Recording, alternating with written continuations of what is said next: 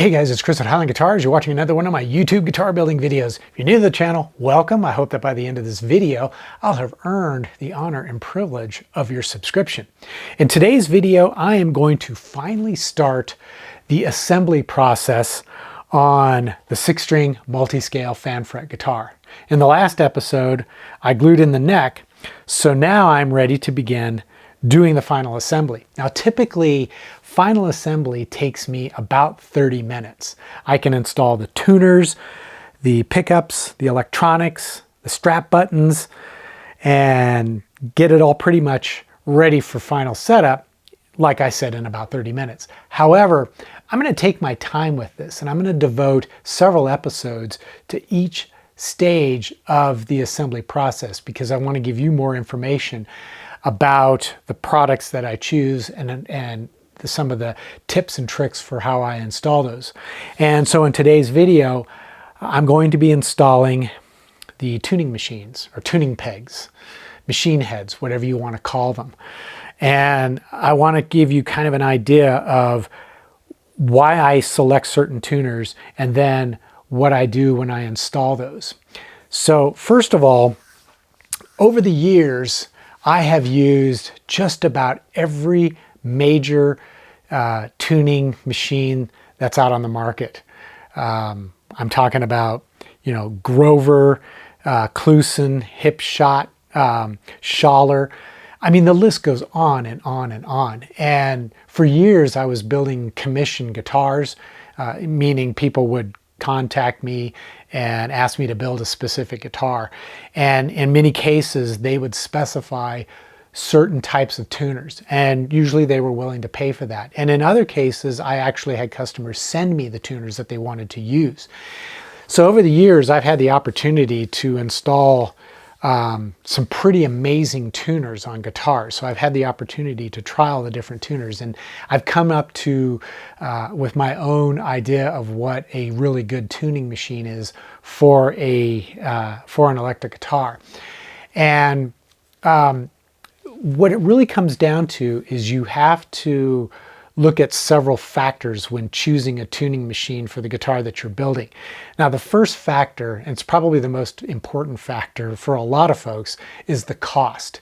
Tuners can range anywhere from incredibly cheap tuners that you would find, import tuners, your AliExpress tuners or your eBay tuners. There are a lot of no-name generic tuning machines that, they can be anywhere from $10 to $15 for a set of 6, all the way up to the really high-end brand name tuners that can cost well over $100 for a set of tuners.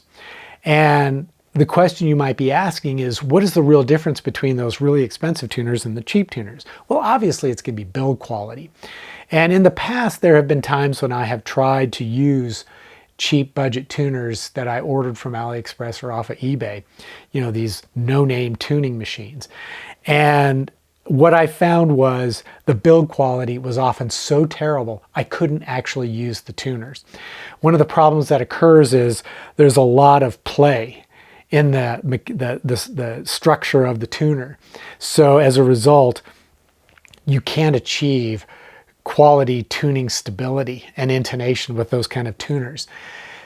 Tuning slips, and you just can't have that on a decent quality guitar. And if you're putting a lot of effort to build a guitar, why would you invest in such a poor quality tuner that you can't maintain tuning stability? And I think really the only valid reason for going with a really cheap tuner is if you're trying to save money and build the guitar and get it up and running with the idea that eventually you will swap out those cheap crummy tuners with a much better quality tuner once the money becomes available. I can't argue with that, although it's not the way that I personally will do things. Now, another feature that you want to take a look at as far as the tuning machines are concerned is the tuning ratio. And tuning ratio is how many turns of the peg, of the knob, does it take to rotate the post one complete turn. And that can be anywhere from 12 to 14 turns of the knob to get one full turn of the post. And I've seen all the way up to 80 to 1, where it takes 80 turns of the knob to rotate the post one full turn. You have to ask yourself what ratio works best for you. I know some folks like that really high ratio because they can get incredibly fine tuning just by barely tuning or barely turning the knob. Other folks, that's not an issue. They can still get fine tuning even with a lower ratio. So you have to decide what ratio works best for you. Another feature that's important for some folks is whether it's a traditional tuner in terms of how the string is wrapped around the post, or if it's a locking tuner. Now, I like locking tuners because you simply pull the string through, you turn the knob, you lock the string, it's all ready to go. It's very quick and it's very efficient as long as the locking mechanism is of high quality. And I've seen some pretty poor quality ones out there, so you have to be aware of that. You know, typically your locking tuners are going to be a bit more expensive. So if you find a locking tuner that's really cheap, you have to question whether or not that locking mechanism is going to do the job. Now, the locking mechanism isn't necessary for a lot of guitar players because they can do the, wrap the string around it a couple of times and they know how to lock the string so that it's not going to slip. And as a result, you can purchase a non-locking tuner, which is going to save you a little bit of money over the locking tuners. But the locking tuners is a nice feature to have. And if you're building guitars for other people or you're building guitars to sell, having locking tuners is a nice feature to promote your guitars. Now, another feature that you might want to consider is the weight of the tuner, especially if you're concerned about neck dive. If you're worried that the guitar neck is going to dive with the particular guitar that you're building or the design that you've settled on, you might want to look at lighter weight tuners. And oftentimes when you purchase tuners, you can find the weight, usually in grams, for each tuner. So you can add it up for the number of tuners that you're going to install and get an idea of what the total weight that you're going to be adding to the headstock. Now, locking tuners can often be much heavier than your non-locking tuners. As a result, you might want to consider that, whether to go with the locking or non-locking and its relationship to the weight that is going to add to your headstock. Now, another concern is there are some specialty features that tuners will offer. I'm thinking, for example, with the Diodario Planet Waves trim lock tuners. I love those tuners. They're really cool. They're a locking tuner where you run the string through the post, turn the knob, it locks. And then when you turn the peg, it snips off the excess string automatically. That's a real cool feature to have, and it's something I think would definitely be a great way to promote the guitars you're building that if you're selling them. But is it really necessary? Probably not. All you really need is a good pair of string nippers and you can nip the string. It's not that big a deal, but it's just kind of a nice feature to have. So you'll find that in certain tuning machines out there. Then you want to also take a look at how the tuning machine is installed into the headstock. And you've got to make sure that the tuning machine you select is going to work well with the holes that you drilled. Now, this goes all the way back to when you first started making the guitar itself. You've got to know ahead of time what kind of tuner you're going to install and the dimensions of the post shaft as it extends up through the headstock. And you want to know those dimensions because you're going to have to drill the hole to accommodate that post shaft. And oftentimes, for example, with the tuners I'm using, that post shaft isn't a consistent diameter from its base to the top. It tapers. So you got to make sure that the hole is going to taper. And I'll explain more about that in a minute. So I'm sure some of you are probably wondering, what tuners do I favor? Well, after years and years and years of using all different kinds of tuners from all different kinds of manufacturers, I can honestly say that all the good quality brand name tuners generally work pretty well. But the tuners that I always fall back on, that I seem to use all the time in my guitars, are my favorite, my absolute top tier favorite is the Hipshot open geared locking tuner. It's an incredibly awesome tuner. It's very durable, it's very well made, it's light in weight, and it has a great locking mechanism that you can always rely on. If the weight is still a little bit heavy for you, you can go with the Hipshot open-geared non-locking tuner. It's very lightweight, but it doesn't have the locking mechanism. Now, the only disadvantage with the Hipshot tuners are price. They're a little bit more expensive. Now, if you're building guitars and selling them to other people and you have a business with a name and you file business taxes and all that kind of stuff, you're an LLC or whatever, you can actually apply for a wholesale deal with Hipshot where they will sell you the tuners for half price, half of what they sell them to the consumers.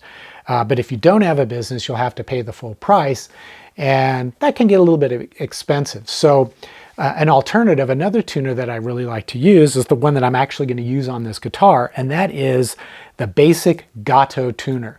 This is the SG381 tuner. And it's their most basic tuner, but it is a very well made, very durable tuner. It has a 16:1 ratio. These tuners work extremely well, and they will last your entire lifetime that you're playing the guitar. In fact, you can pass the guitar down to your children, and they can pass it down to their children, your grandchildren. And the tuners will hold up for years and years to come. Now, another tuner that I've also used that's even less expensive sometimes than the Gato tuner is a brand that's been around for a few years, but it's fairly new in the game, and that's Geiger. And I'm sure some of you have heard of Geiger, especially if you've been shopping for guitar parts. Geiger components are very inexpensive, but they're very high quality. So if you want to save even more money than what it costs to use the Gato tuners, you can certainly take a look at those Geiger tuners.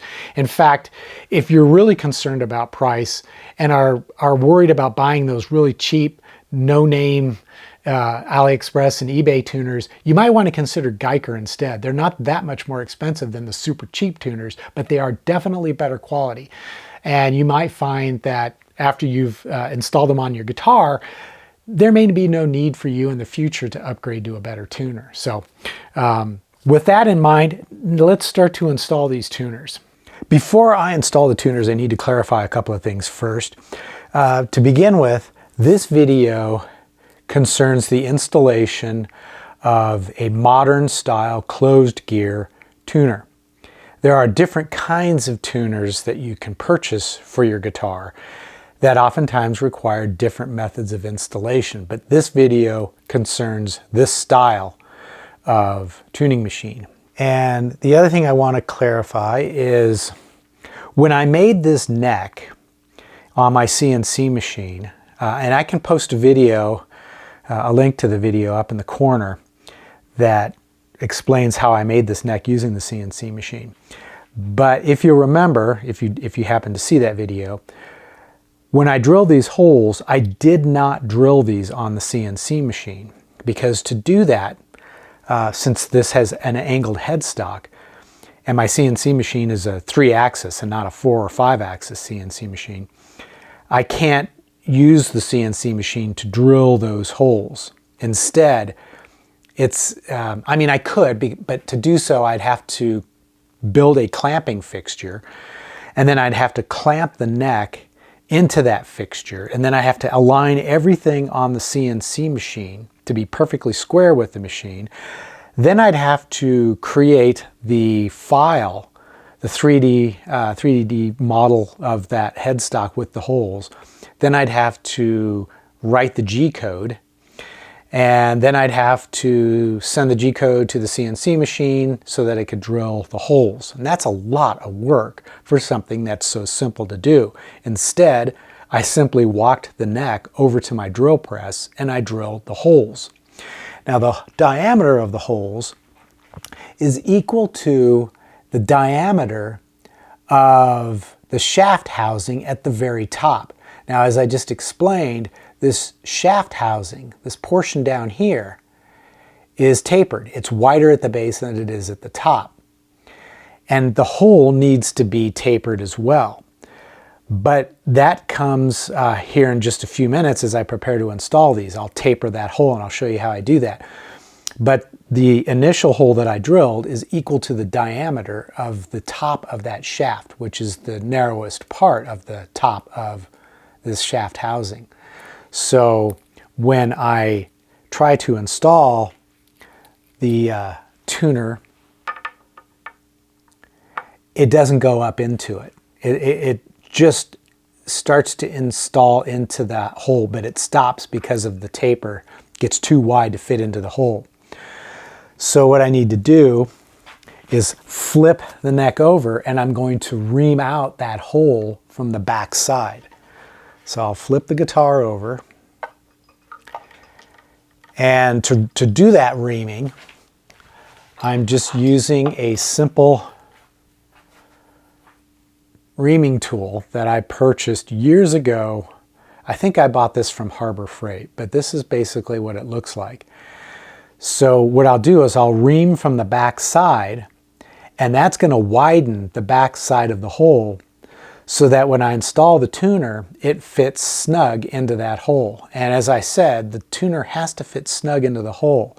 If it doesn't, if there's any play in it, that's going to affect tuning stability of the guitar once it's finished. And of course, we don't want tuning stability to be compromised because of a loose fitting tuner.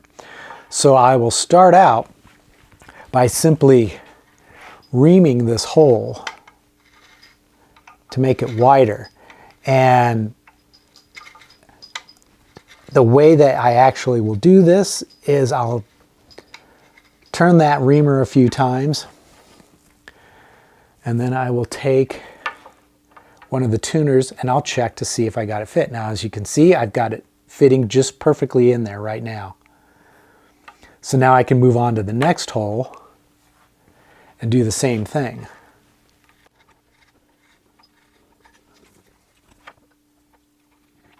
See, and that's pretty tight. It's not going to wiggle around in there.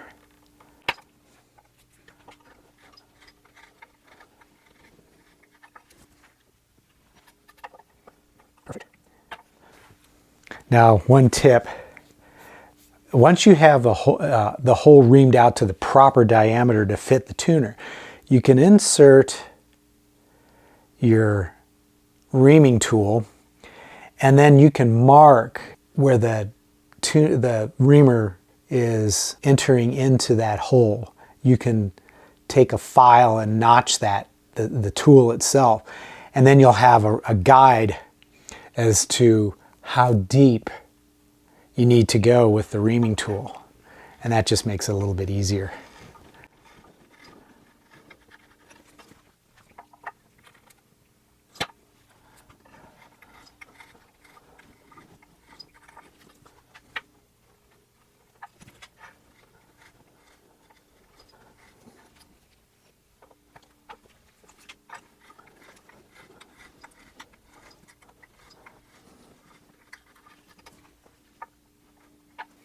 Since this headstock features a 3x3 configuration, which means 3 tuners on one side of the headstock and 3 tuners on the other side of the headstock, I have to purchase 3 tuners that are oriented for the right side installation and 3 tuners for the left side installation. If I were to use 6 tuners that were all right side installation, you would notice that the flange for the indexing screw would be towards the back, or towards the nut, or the volute of the headstock, and that would be the correct orientation on this side. But if I was to use the same orientation on this side, all of a sudden the flange with the hole for the indexing screw would be on the end of the headstock side, which would be the incorrect orientation. That would also mean that the tuning pegs would not be in the correct orientation. Now, this is it's a sort of more of a traditional rule than it is a dead fast, you must adhere to it sort of rule. If you were to do it this way, it's not necessarily going to hurt things. It just makes the guitar a little bit awkward when it comes to tuning. So it's ideal that you want to have in a 3x3 configuration your right side tuners and your left side tuners, 3 for each. And so then I will begin to install these. And I have to pay close attention to where that indexing screw is. And I like to keep the the pegs flat, because I'm going to orient these and I don't want them to be running into each other, especially if the holes are fairly close together.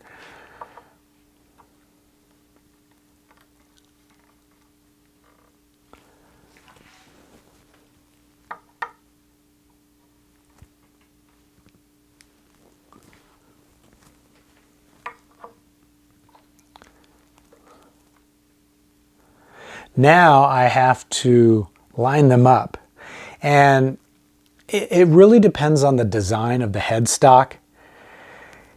This one has kind of a curve along this edge, so I don't necessarily want the tuners to be following that curve in terms of their alignment. But what I would like to do is try to get the corner of these pegs to line up. And that's something that's only going to be noticeable if you have the pegs flat. But what you can do is you can kind of play around with that alignment. And you know, you'll adjust the alignment, then you kind of take a step back and look at it to see if you think that that's an appealing alignment. But there's really two factors here: the aesthetics of it as well as the functionality. You just want to make sure that the buttons aren't going to be bumping into each other as you turn them. And in this case, it's going to be kind of difficult to use one of these winders, because the space in there is fairly tight. That's if all the pegs are flat. If they're turned, then it's less of an issue. But these are just some things that you might want to consider as you're, not only as you're installing that, but really all the way back at the very beginning when you first designed the guitar, is you want to make sure that you've got sufficient space for it. So I'm just going to adjust the alignment here to try to get this to look nice. And again, this is just sort of an aesthetic choice, aesthetic / functional choice. But there is no gauges or tools that I use to make sure that things are lined up properly. I'm mainly eyeballing it. So then once I have that, the next step is going to be to drill pilot holes for the tiny little screws that I will install as the indexing screws. And to do that, I'm just going to be using my trusty little hand drill, but I'm using a 1/16 inch diameter drill bit, and I've got a piece of tape on here that acts as a depth stop, and that depth stop is equal to the length of the screw. So then I'll know once that tape touches the surface of the back of the headstock, that's the depth that it needs to be. But before you do this, you might want to check to make sure that when you do drill to that depth, that drill bit isn't coming out the other side of the headstock.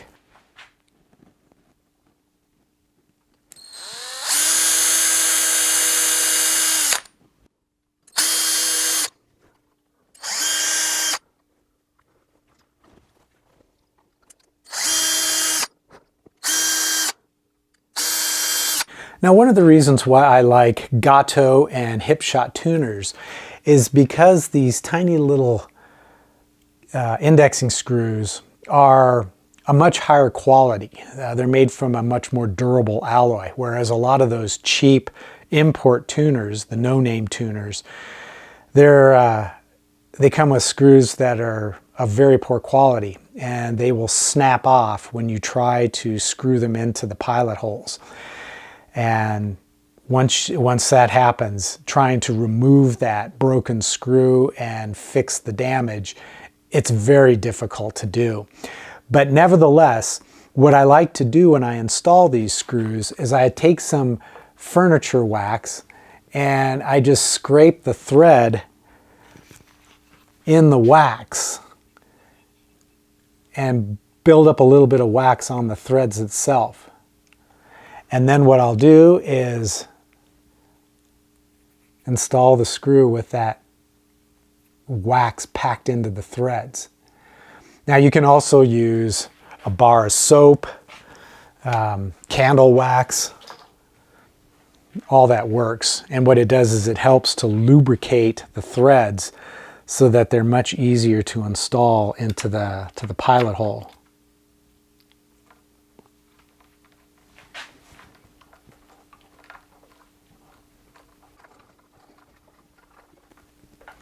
There's a little bit of wax squeeze out, but we can wipe that off later. So I'll just continue doing that with each indexing screw on each tuner.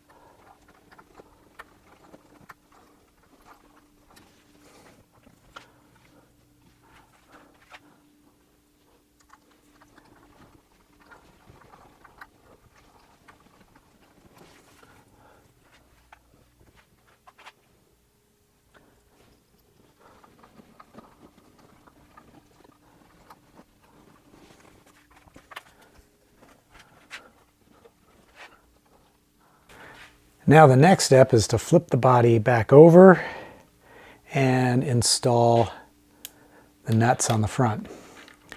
And to do that, I'm going to use a 10mm socket.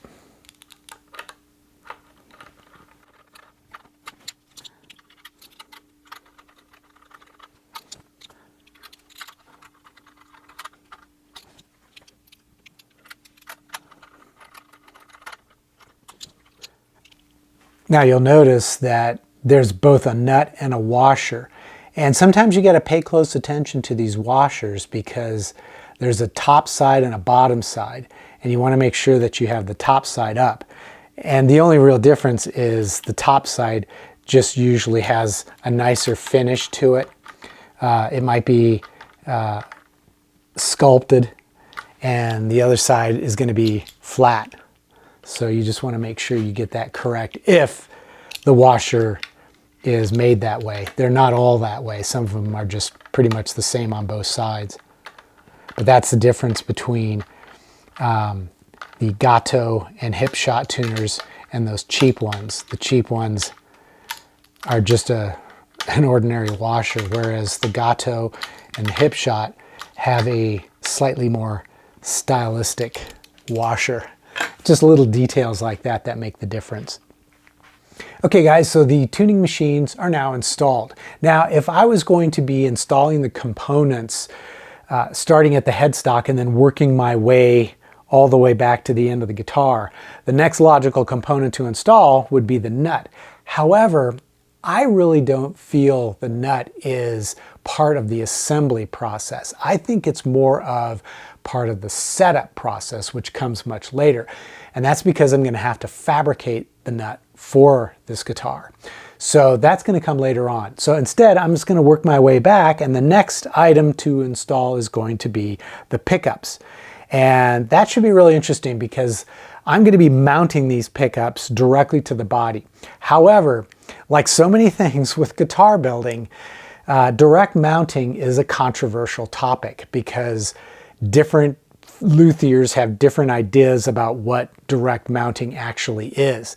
So I think what I would prefer to call it is a variation of direct mounting, because I understand the different perspectives and I agree with all their arguments. So I'm just going to call it a variation on direct mounting the pickups. And it's actually a fairly common method that guys will use to install pickups when they're direct mounting them to the body. So that's going to happen in the next episode. So until then, as always, I hope you've enjoyed this video and got something out of it and learned something about installing these tuners, and maybe that can help you in your guitar building projects. If so, please give the video a thumbs up. I get so many views, but it seems like so few actually click that thumbs up button. And it's free to do. No one's going to spam you. You're not going to get emails from YouTube or anybody else. It just tells YouTube that you thought the video was a good video, and then they'll recommend it to other people. And then if you want to take your support to the next level, you can visit my eGuitar Plans web store or my Highline Guitars merch store. There's links in the description for both. And you can purchase plans for building guitars, the tools that we use to build guitars, and you can pick up a cool t-shirt or maybe even a coffee mug. And whatever you purchase is going to help support this channel so that I can keep making guitars, because as it stands right now, I don't offer memberships to my channel and I don't have a Patreon or anything like that. Something I might consider doing in the future, but for now, I kind of like the idea of you being able to purchase something which supports my channel, but then you get something in return that you can actually use. Then if you want to keep it simple, you can just click the thanks button down below and leave a tip in the amount that you think is fair. And also when you leave that tip, you can include a question, and I will promise you that I will answer your question. So as always, until the next episode, take care, stay safe, and I hope you'll be back for more of my guitar building videos.